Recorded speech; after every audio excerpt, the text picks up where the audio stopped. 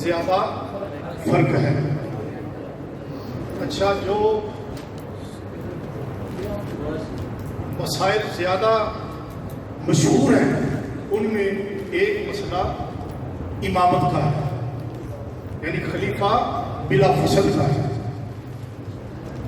اہل سنت و جماعت کے نزدیک امامت اور خلافت صحابہ کرام کی یہ ایک ہی چیز ہے۔ ان کے نزدیک امامت خلافت سے ایک الگ چیز ہے۔ اہل تشیع کے نزدیک یہ ہے کہ خلیفہ کا انتخاب بندوں کے لیے کرنا جائز نہیں۔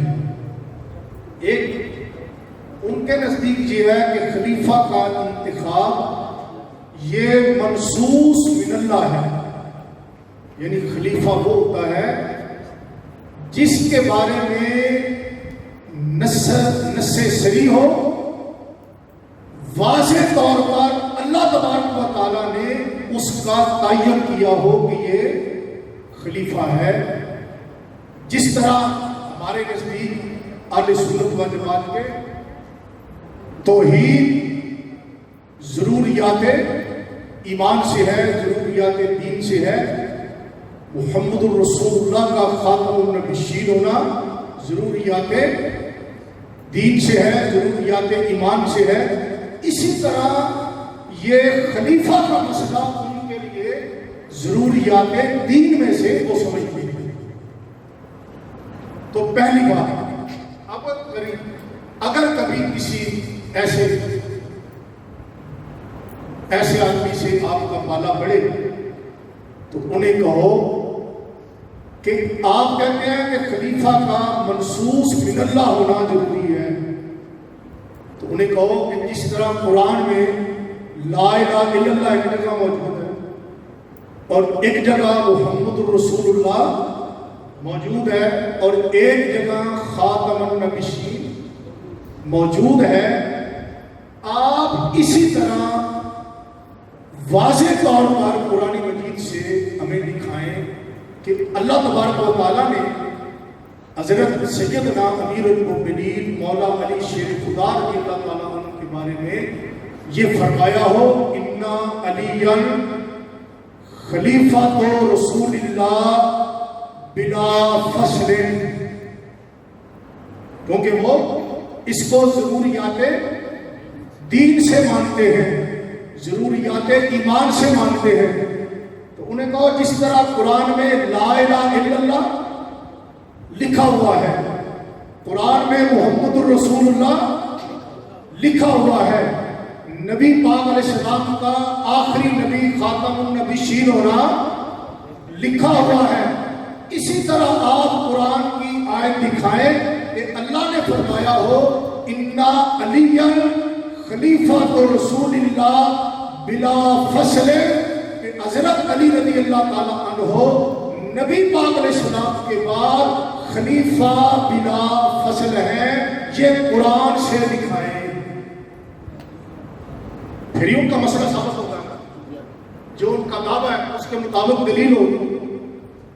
تو اگر وہ نہ دکھا سکے اور یقیناً نہیں دکھا سکتے، قرآن میں کوئی بھی ایسی آیت موجود، یہ جو قرآن 30 پاروں والا اللہ نے نازل کیا، جبریل علیہ السلام لے کر آئے، محمد الرسول اللہ صلی اللہ تعالیٰ علیہ وسلم پر نازل ہوا، ان 30 پاروں والے قرآن میں یہ اس طرح کی کوئی آیت موجود۔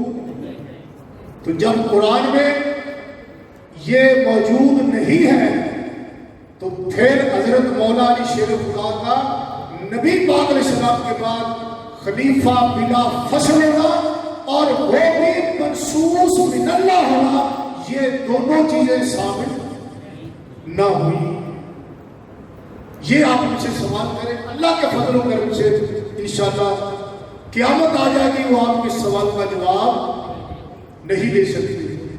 جب آپ کا دعویٰ یہ ہے کہ خلیفہ وہ ہوتا ہے جس کا تعین اللہ کرتا ہے، خلیفہ منصوص من اللہ ہوتا ہے، تو پھر آپ نص صریح دکھائیں، قرآن میں لکھا ہو کہ ان علی خلیفۃ رسول اللہ صلی اللہ علیہ وسلم بلا فصل بعدہ، کہ آپ صلی اللہ علیہ وسلم کے بعد حضرت علی شیر خدا رضی اللہ تعالیٰ عنہ خلیفہ بلا فصل ہے۔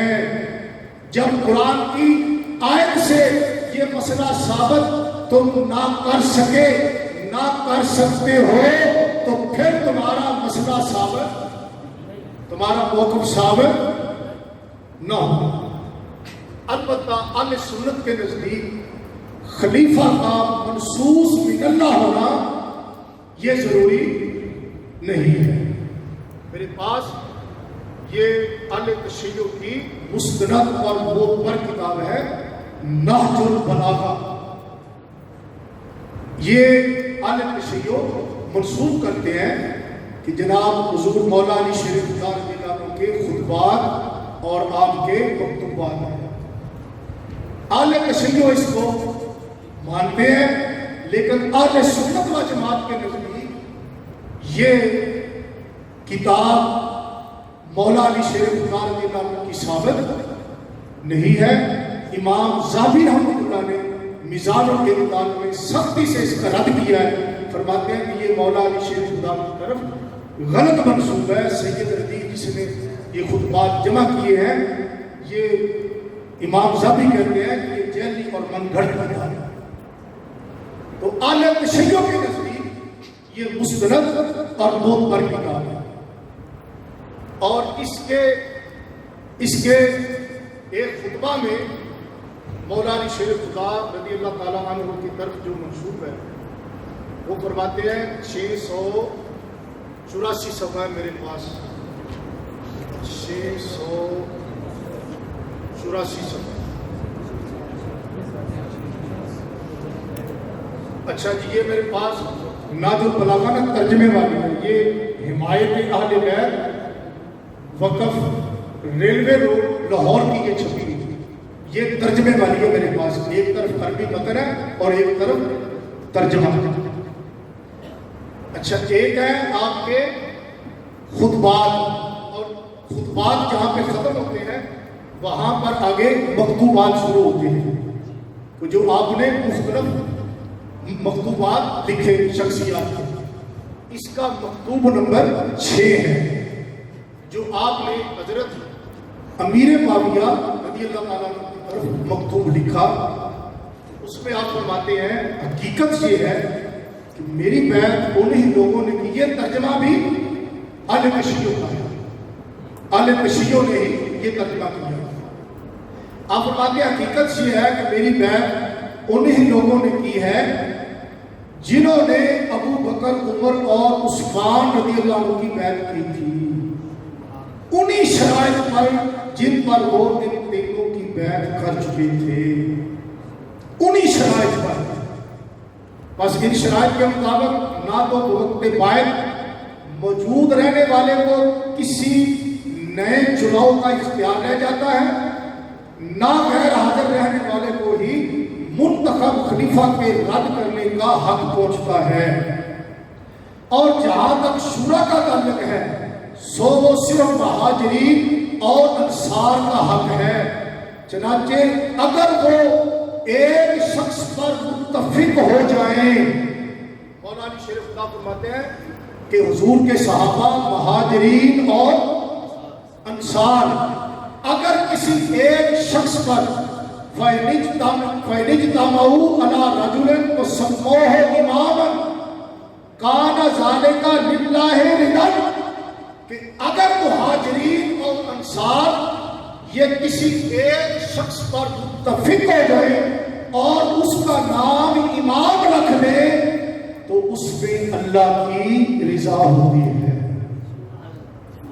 مولا علی شیر خدا رضی اللہ تعالیٰ عنہ نے خلیفہ کے چناؤ کے بارے فرمایا۔ اگر وہی بات ہوتی جو اہل تشیع کہتے ہیں کہ خلیفہ کا حق اس کا انتخاب کرنا اللہ وحدہ لا شریک کی طرف سے ہوتا ہے، تو پھر مولا علی شیر خدا یہ نہ فرماتے کہ مہاجرین اور انصار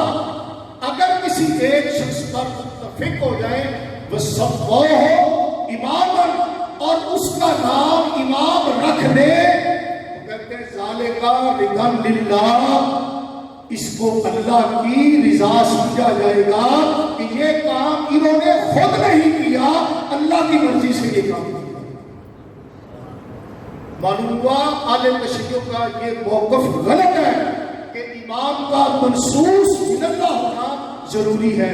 مولا علی شیر خدا نے فرمایا مہاجرین اور انصار جس کا نام امام رکھ دے اس میں اللہ کی رضا ہے اور وہ صحیح کام ہوتا ہے۔ یہ اہل تشیع کی بڑی مستند اور بڑی معتبر کتاب ہے۔ اچھا، پھر یہ اہل تشیع کی تفسیر ہے قرآن مجید کی، اس کا نام ہے کتاب الصافی فی تفسیر القرآن۔ یہ اہل تشیع کی بڑی مستند تفسیر شمار ہوتی ہے۔ اچھا، اس کا الجزء الرابع من المجلد الثانی، کہ ایک جلد میں انہوں نے دو جزء انہوں نے رکھے ہیں، تو اس کی جلد ثانی کا جو جزء رابع ہے اس میں انہوں نے یہ بیان فرمایا ہے۔ اس کا صفحہ ہے میرے پاس 716۔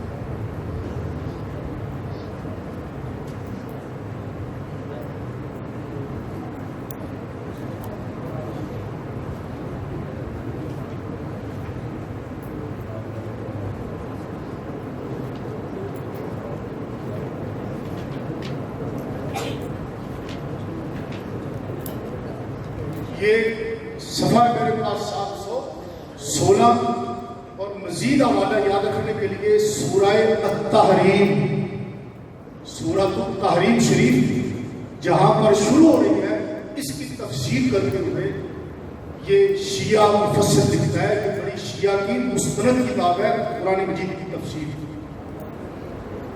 یہ کہتے ہیں جناب کہ اس کا یہ جو آیت ہے قال من انبا کا ھذا قال نبعنی العلیم الخبیر، اس آیت کی تشریح کرتے ہوئے کہتے ہیں کانا سبب نزولها ان رسول اللہ صلی اللہ علیہ وسلم کانا فی بعض بیوت النساء، کہ اس کا شان نزول کا سبب یہ ہے کہ نبی پاک علیہ السلام اپنی بعض ازواج مطہرات میں سے کسی کے گھر میں تشریف فرما تھے، اور وہ دن تھا حضرت سیدہ اما حفصہ رضی اللہ تعالیٰ عنہا کا۔ اما حفصہ رضی اللہ تعالیٰ عنہ کے گھر حضور علیہ السلام تشریف فرما تھے۔ نبی پاک علیہ السلام نے ہماری اما جی سیدہ حفصہ کو فرمایا آنا افزی الیک سرا ان انت اخبرتے میں ہی، حضور علیہ السلام نے فرمایا کہ میں تجھے ایک راز کی بات نہ بتاؤں، ایک راز کی بات تمہیں بتاؤں؟ اما جی عرض کرتی یا رسول اللہ بتائیں۔ فقال جناب ہوا فقال انا ابا بکر یلی الخلافۃ بعدی، یہ ہے نصب انا ابا بکر یلی الخلافۃ بعدی۔ حضور نے فرمایا اے حفصہ میرے بعد خلیفہ ابو بکر صدیق ہو۔ یہ اہل تشیع کی مستند کتاب ہے۔ اور پھر حضور علیہ السلام نے فرمایا ثم بعدہ ابو کے انا ابا بکر یلی الخلافۃ بعدی ثم بعدہ ابو کے، میرے بعد خلیفہ ابو بکر صدیق ہوں گے رضی اللہ عنہ، اور ان کے بعد خلیفہ تیرے باپ عمر بن خطاب ہوں گے رضی اللہ تعالیٰ۔ اب اما حفصہ کہتی ہے فقالت من انبا کا حاضر، یا رسول اللہ یہ بات آپ کو کس نے بتائی کہ آپ کے بعد خلیفہ ابو بکر صدیق ہوں گے اور ان کے بعد میرے والد گرامی حضرت عمر بن خطاب رضی اللہ عنہ خلیفہ ہوں گے؟ من انبا کا، آپ کو یہ خبر کس نے دی ہے؟ تو نبی پاک علیہ السلام نے فرمایا قالا نبعنی العلیم الخبیر، مجھے یہ بات میرے رب نے بتائی۔ حضور علیہ السلام نے فرمایا یہ بات مجھے میرے رب نے بتائی ہے کہ اے محبوب تیرے بعد خلیفہ ابو بکر صدیق ہو، ان کے بعد خلیفہ عمر بن خطاب ہو۔ یہ جناب تفسیر صافی اس کا نام ہے۔ اچھا یہی روایت ہے، یہ تفسیر قمی ہے، تفسیر قمی اس کا جو مؤلف ہے یہ 3ری صدی کا بندہ ہے، اور اس کے مقدمے میں اس کا محقق لکھتا ہے کہ یہ تفسیر اگرچہ لکھنے والا اس کا ابو الحسن علی بن ابراہیم قمی ہے، لیکن وہ کہتا ہے اس کے مقدمے میں کہ در حقیقت یہ تفسیر امام جعفر صادق اور امام محمد باقر کی تفسیر ہے، یعنی یہ اتنی مستند تفسیر ہے اہل تشیع کے نزدیک، اور یہ 3ری صدی ہجری کا بندہ ہے اہل تشیع کا، اس کا نام ہے تفسیر قمی۔ یہ جناب ایران کے ادارہ ذویل قربا اس کی یہ مطبوع ہے چھپی ہوئی۔ اچھا اس میں بھی انہوں نے یہ روایت بیان کی، اس کا صفحہ ہے میرے پاس 710۔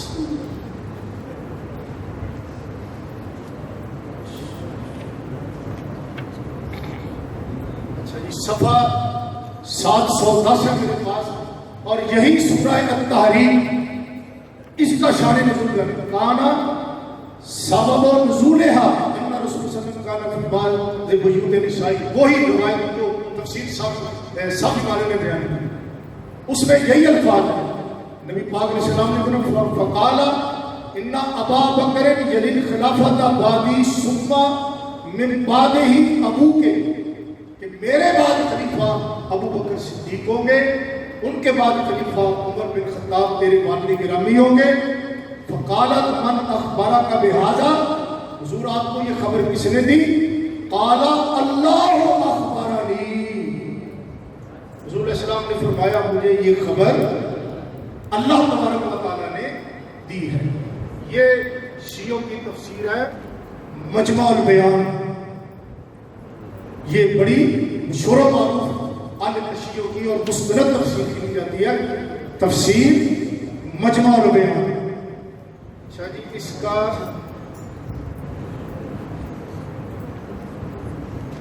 الجزء العاشر 10واں جز اس کا ہے میرے پاس، یہ جناب صفحہ نمبر 314 پر یہ حوالہ آپ کی خدمت میں جو پیش کرنے لگا ہوں، 314 پر۔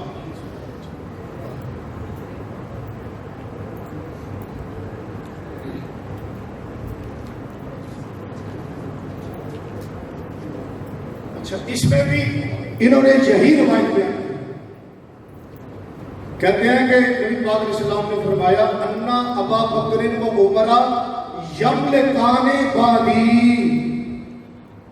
میرے بعد سلطنت اسلامیہ کے جو مالک ہوں گے وہ ابو بکر ہوں گے اور عمر فاروق۔ ہاں جی یہ بھی جناب تفسیر مجمع البیان شیعوں کی مستند اور معتبر تفسیر۔ اور یہ آگے کہتے ہیں وقریب من ذالک ما رواہ العیاشی بالاسناد، کہتے ہیں کہ ایک شیعوں کی تفسیر ہے، تفسیر عیاشی اس کا نام ہے، 2 جلدوں پر مشتمل ہے، وہ بھی میرے پاس ہے لیکن میں ساتھ بتا نہیں سکتا۔ کہتے ہیں کہ اسی کے قریب کہتے ہیں کہ جو تفسیر عیاشی ہے اس میں بھی انہوں نے سند کے ساتھ اس کو بیان کیا ہے کہ نبی پاک علیہ السلام نے فرمایا میرے بعد مالک ابو بکر ہوں گے اور عمر فاروق۔ تو دیکھیے کتابیں ہیں اہل تشیع اور مستند اور معتبر کی کتابیں ہیں، جس میں نبی پاک علیہ السلام نے بڑی وضاحت کے ساتھ فرمایا کہ میرے بعد خلیفہ ابو بکر صدیق ہوں گے اور ان کے بعد خلیفہ عمر بن خطاب ہوں گے رضی اللہ عنہ۔ تو دلائل تو اس مسئلہ پر میرے پاس اور بھی بہت موجود ہے. لاج و بلاغہ کا ایک ایسا خطبہ ہے جس میں مولا علی جو کہتے ہیں حضرت صدیق ظاہری طور پر پہلے خلیفہ ہے، حضرت علی عملی طور پر خلیفہ ہے. اچھا جی ٹھیک ہے جی. اچھا پہلے میں یہ بات پوری کر رہا ہوں کہ نہیں؟ اچھا نہج البلاغہ کا خطبہ ہے جس میں حضرت عثمان غنی ذوالنورین رضی اللہ تعالیٰ آپ کی شہادت کے بعد آپ نے یہ خطبہ دیا. میرے بات کو سمجھو نا، اگر آپ نہیں سمجھنا چاہتے تو میں بند کر دوں گا. میں تو آپ کی خدمت کی وجہ سے بول رہا ہوں نا. جب حضرت عثمان غنی ذوالنورین رضی اللہ تعالیٰ کو خلیفہ راشد آپ نے جامع شہادت روز فرمایا تو صحابہ کرام نے بالاتفاق مولا علی شیر خدا رضی اللہ تعالیٰ عنہ کی خدمت میں گزارش کی کہ آپ ہماری بیعت قبول فرمائیں اور آپ خلیفہ رسول اللہ ہیں. تو مولا علی شیر خدا نے اس وقت کیا فرمایا؟ یہ نہج البلاغہ میرے پاس ہے، اس کا یہ خطبہ. مولا علی شیر خدا نے فرمایا دعونی مجھے چھوڑ دو، وَأَلْتَمِسُ غَيْرِي میرے بغیر کسی اور کو تلاش کر دو. اب جو لوگ کہتے ہیں کہ بھئی مولا علی شیر خدا رضی اللہ تعالیٰ کو نبی پاک علیہ السلام نے خلافت بلا فصل کی وصیت فرمائی تھی. جب مولا علی شیر خدا رضی اللہ عنہ کو صحابہ کرام کہتے ہیں کہ حضور آپ ہماری بیعت قبول کریں تو مولا علی شیر خدا کیا فرماتے ہیں؟ مجھے چھوڑ دو، کسی اور کو تلاش کر لو. تو اگر حضور نے وصیت فرمائی ہوتی تو آپ کبھی بھی یہ الفاظ نہ فرماتے. آپ حضور کے خلاف کیسے لفظ استعمال کر سکتے ہیں کہ حضور فرمائے علی تو میرے بعد خلیفہ ہے اور آپ کہیں مجھے چھوڑ دو کسی اور کو بنا دو. دوسری بات آپ نے اسی خطبے میں کے بعد ارشاد فرمایا کہ اگر تم کسی بندے کو پر متفق ہو جاؤ میرے بغیر تو میں اس کا وزیر بن جاؤں گا. خلیفہ وہ ہوگا اور میں اس کا وزیر بن جاؤں گا، اور میرا وزیر بننا تمہارے لیے خلیفہ بننے سے بہتر ہے.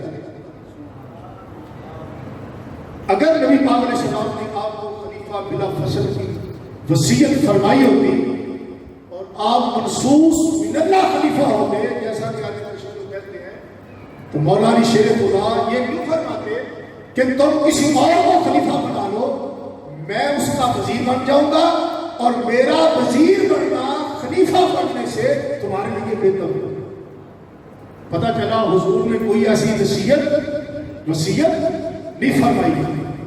اور پھر اسی خطبے میں آپ نے ارشاد فرمایا کہ اس خلیفے کا جس کا تم چناؤ کرو گے میں تم سے زیادہ اس کی اطاعت کروں گا.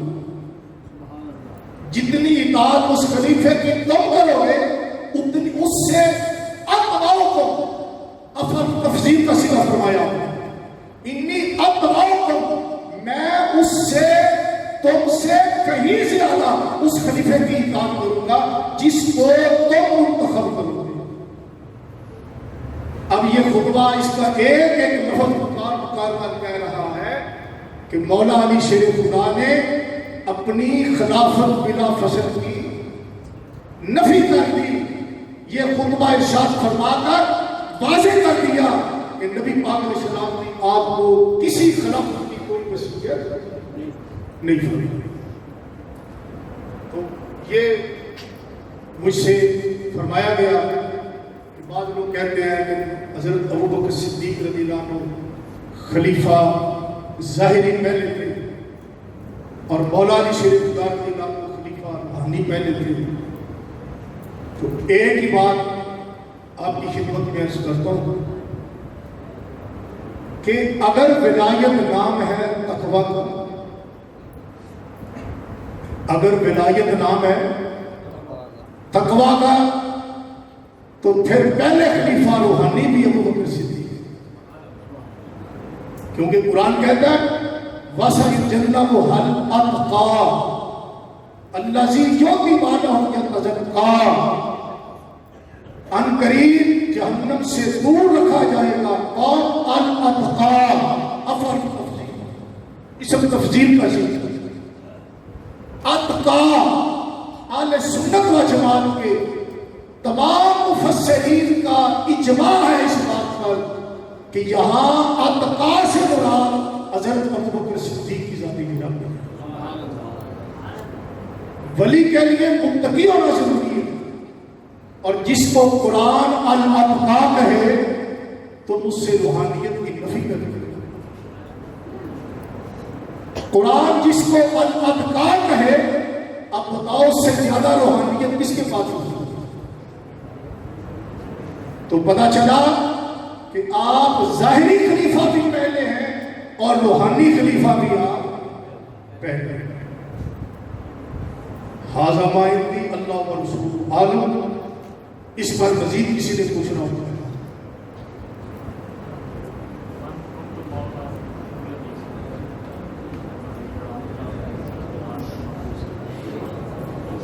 کیا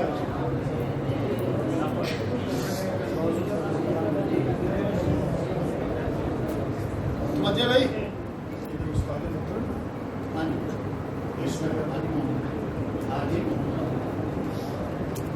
استاد محترم حاجی محمد صاحب نے مجھے فرمایا کہ من کن تو مولا فعلی مولا. میں تھوڑی اس کے متعلق گزارش کروں آپ کی. تو 2-4 منٹ میں بات کو سمیٹتا ہوں. پہلی بات، یہ حدیث امام ذہبی رحمۃ اللہ نے ایک رسالے میں اس کی سندوں کو جمع کیا، تو امام ذہبی نے 100 کے قریب اس کی سندیں بیان کی. یہ حدیث بالکل صحیح حدیث ہے، اس میں کوئی شک نہیں. باقی سے خلیفہ بلا فضل ہونا، وہ ثابت کرنا، یہ بالکل غلط ہے. لفظ مولا کا معنی قرآن میں، حدیث میں، عربی لغت میں، عربی اشعار میں، عربی زبان میں کسی میں بھی مولا کا معنی نہ خلیفہ ہے نہ خلیفہ بلا فضل ہے. مولا کا معنی قرآن میں، حدیث میں، عربی لغت میں، عربی اشعار میں، عربی زبان میں کہیں بھی نہ خلیفہ ہے نہ خلیفہ بلا فضل ہے. یہ گڑنتو معنی ہے خلیفہ بلا فضل، اس کا معنی کرنا یہ گڑنتو جعلی معنی ہے، من گھڑت معنی ہے. عربی زبان میں، قرآن و سنت میں مولا کا معنی محبوب، پیارا، دوست، قریب، ناصر، مددگار، یہ سارے معنی قرآن و سنت میں موجود ہیں. ان میں سے کوئی بھی کر لے وہ ہمارے موافق ہے. جس کا میں محبوب ہوں علی بھی اس کا محبوب ہے، جس کا میں مددگار ہوں علی بھی اس کا مددگار ہے، جس کا میں دوست ہوں علی بھی اس کا، جس کا میں پیارا ہوں اس کا علی بھی. آگے قرینہ موجود ہے اس معنی کا. حضور علیہ السلام نے فرمایا اللہم والے من والہ آدھے من آدھا ہو، اور کما قال صلی اللہ علیہ وسلم. حضور علیہ السلام نے آگے دعا فرمائی، یا اللہ جو علی کو دوست رکھے اللہ تو بھی اس کو دوست رکھ. اے دیکھو قرینہ موجود ہے اس مولا کا. جس کا میں مولا ہوں اس کا علی مولا. اللہم والے من والہ ہو، اللہ جو علی کو دوست رکھے تو بھی اس کو دوست رکھ. اللہ جو علی سے بغض رکھے تو بھی اس کو اپنی بارگاہ میں مبغوض فرما. وہ تیری بارگاہ میں بھی ناپسندیدہ ہو جو علی کے ساتھ بغض رکھے. دیکھو یہ قرینہ بھی موجود ہے کہ یہاں پر مولا کا معنی خلیفہ نہیں، یہاں مولا کا معنی دوستی کے معنی میں ہے. اور اگر مولا کا معنی خلیفہ کرتے ہو تو پھر آگے والے اس کا معنی کرو اللہم والے من والا، اللہ جو علی کو خلیفہ بنائے اللہ تو اس کو خلیفہ بنا. یعنی پھر تو معاملہ ہی گڑبڑ ہو گیا. پتا چلا کہ اس حدیث کا معنی خلیفہ بلا فصل کا دور کی بات ہے، خلیفہ بھی اس کا معنی نہیں ہے. اور مولا کا معنی نبی پاک علیہ السلام نے حضرت زید رضی اللہ عنہ کو فرمایا انت مولانا، اے زید تو ہمارا مولا ہے. تو کیا پھر حضور نے انہیں فرمایا کہ اے زید تو ہمارا خلیفہ ہے؟ حضرت سفینہ رضی اللہ تعالیٰ عنہ کی کرامت مشہور ہے.